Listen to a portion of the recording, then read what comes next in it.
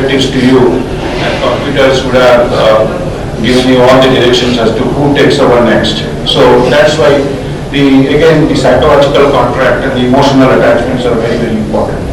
Can you specifically touch upon the succession management and leadership development? Because Tata has a very systematic way of developing its own leaders. So that the previous session can be best HR practices and leadership development can be correlated with the. Actually, this whole subject itself is so huge and robust, and it just cannot will be doing injustice to if you ask me to just go through leadership program or a leadership issue on 2 minutes. It will be totally injustice, but nevertheless, I will try to touch upon. There is a robust delayering and a succession planning in a company, and again the attachment with the companies are always taken given the maximum and it's a philosophy which grows together. So the company and the person grows together, and finally your assessment. Again, the leadership role, how it comes to, there are certain jargons like there were talent review systems, and then with the talent review there are 360-degree feedbacks, and with 360-degree feedbacks there are personal development programs which are created. Personal development program is not just attending a training. So again, it can be on the job, it can be a managerial, it can be a functional, it can be technical. So that, of course, before that, you should understand that the person is trainable, the person has the material.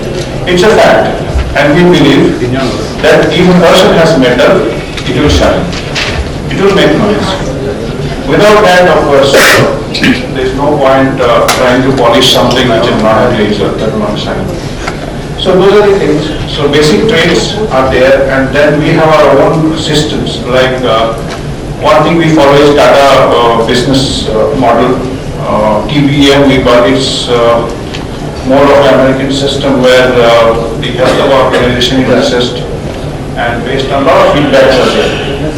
Business excellence model. And those business excellence model, if you take part, if you take part in such models or in such activities, the personal growth is tremendous other than the knowledge that you know. So that's again, those are the exposures, and those are the one thing which I see or which I miss, that those excellence models in quite a lot of companies, they simply do not work. So again, whether you take the human resource as an asset or cost, the first thing is somebody asks, "Kya wo manager ko rakhne ke liye kitna paisa lagega?" So again, so you are basically aiming at a cost. No doubt, everybody will cost, but of course we will have to draw a very thin line between the asset and the cost. The human resource as an asset as a cost, and based on that we need to have some measurement.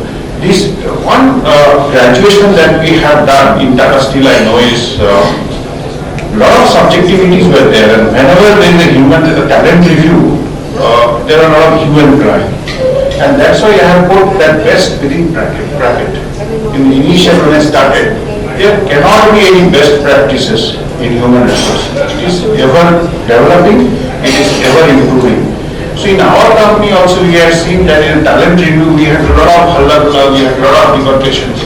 Over a period of time, with all our experiences and feedbacks, it got developed. The only thing in here is that more and more measurable activities, how good is a person or how good he is in deliveries, if it can be measured and it can be accounted for, I think that itself gives a result, and that has given a result. So it's a tremendous effort. Then the organization got a restructuring done in sometime 10-12 years back.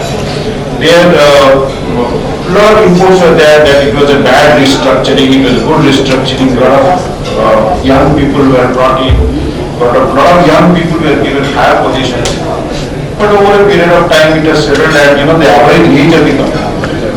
Although the company is more than 100 years of time, but then the average age of the executives have come down.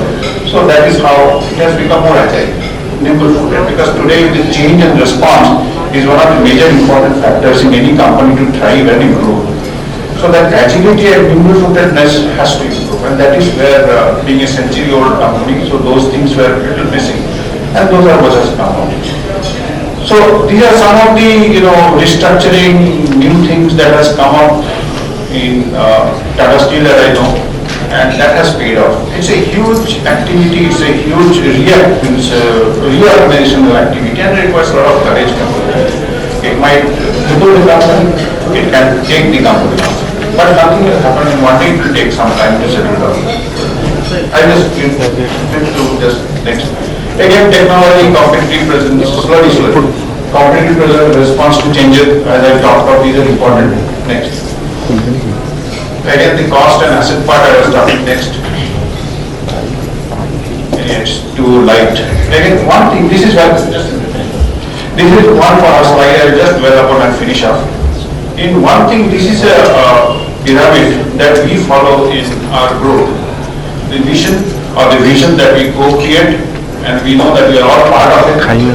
That is translated into activities through balanced scorecard. Again, that's the only jargon I am using, Mr. Gupta. Sorry for that.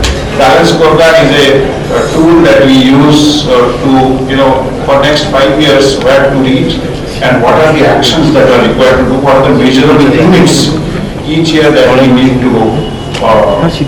And then from balanced scorecard, it cascades down into individual key result area. And then from key result area, it will cascade down to field service agreement, the FSAs in each of the departments.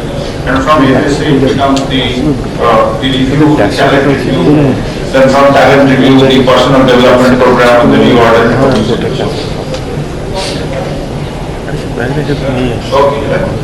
So, if you have got any slides, so that's all again, that's the whole thing. With this, thank you for UCCI and the forum for giving me this opportunity.